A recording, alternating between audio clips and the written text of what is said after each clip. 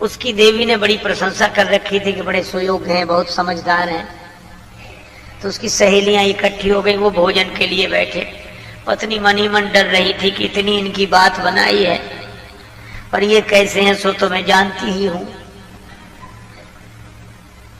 चलो, तो गांव की परंपरा, वो भोजन बनाने बैठी चूल्हे पर और उसने सामने उनको बिठाया भोजन करें।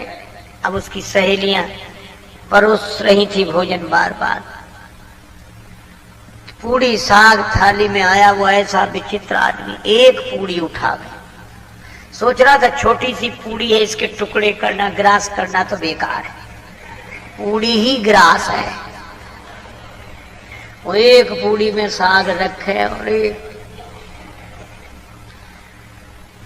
अब उस देवी को बड़ा संकोच लगा, बड़ी लाज लगी, किसने नाक कटवा दी। और सहेलियां मुस्कुरा मुस्कुरा कर कहें, जैसा आपने कहा था वैसे ही हैं, बड़े समझदार हैं बहुत। तो महिला बड़ी विवेकवती थी, उसने सोचा कि बात किसी तरह बन जाए। तो वो तो पूरी खाई जा रहे हैं। अब उसको था कि ये हमारी तरफ देखे तो हम इशारा करें।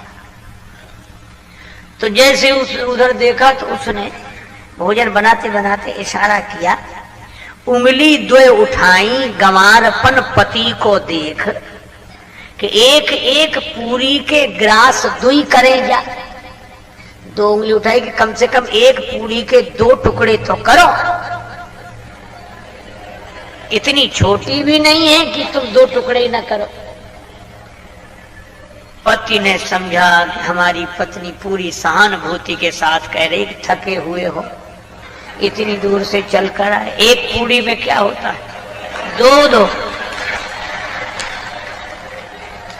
अब तो एक पूड़ी उठावे, उसमें साग रखे, दूसरी पूड़ी उसके ऊपर रखा। द्वे द्वे को चावे लाग्यो, मूढ़ जब एक साथ। तो पत्नी ने अपना माथा पीट लिया। समझाने वाले तभी माथा पीटते हैं कि समझने वाला उल्टा ही समझे। तो माथ ठोक त्रिया कहे, लाज सो डरे जा। माथा पीटा कि लाज तो न, कुछ तो समझ। पति ने समझा, ओ बड़ी भूल हो रही थी। पत्नी कह रही है कि ये पूड़ियां साधारण नहीं है, पूजा की पूड़ियां हैं, इन्हें पहले प्रणाम करो, माथे से लगाओ, फिर खाओ। पतिदेव समझे कि पावे के प्रथम इन पूजनीय पूरन को शीश पे धरे जा। अब तो वो दो पूड़ी और साग फिर माथे से लगाओ, फिर खाए। तो पत्नी ने अवसर देखा तो पति को समझाने के लिए चूल्हे से बोले, एक लकड़ी लगाई, अग्नि प्रज्वलित की और बोल उठी रोष भरी चूल्हे से चतुर नारी। और चतुर नारी ने यही कहा कि अरे चूल्हे, जैसो जरे आयो प्रथम तैसो ही जरे जा। इससे तो तू पहले ही अच्छा था, जैसा जल रहा था वैसे ही जलता रहे। समझाने से तो और उल्टा हो गया। कई बार लोग उल्टा ही समझते हैं।